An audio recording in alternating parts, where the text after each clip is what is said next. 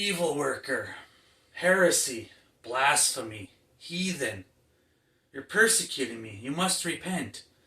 These are all things that people within high control religions and cults will say to people that are in the out group, that are no longer part of those organizations, whether they were never in them or people that have left. Now those words, like for me, carry no weight. Why do they carry no weight with me? Because I have spent many years and thousands of hours examining cult psychology and how that cult psychology keeps people's minds captured into these different religions. So they love to, like, hell is the best marketing tool that they have.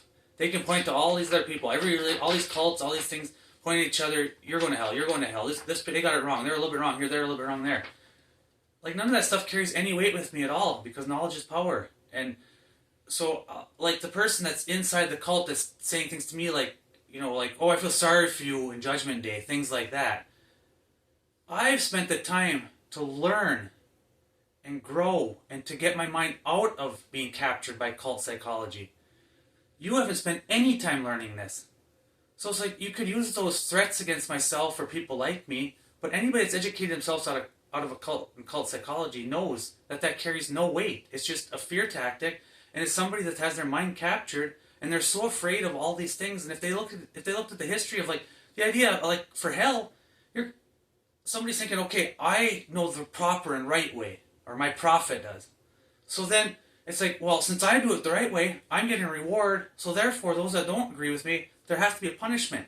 And that's where the idea of hell it changes and grows over time and gets worse and more vivid, and you got these different descriptions of it because people want to say, well, I have the right way. And so there's many people that believe that when they're in heaven, they get to see the people in hell suffering and stuff like that. Well, that doesn't sound like any kind of heaven to me. And then people that want to justify that or be apologists for that, they find reasons to say, like, well, I won't really feel like, how they're feeling, and it won't cause me distress because I'll be imperfect, blah, blah, blah, like it's just all mental gymnastics stuff. But people become so, like, their mind is so captured with these systems that they will attack victims, like victims of CSA and stuff like that. They'll actually attack them because their mind is so captured by cult psychology, they have to defend the cult at all costs.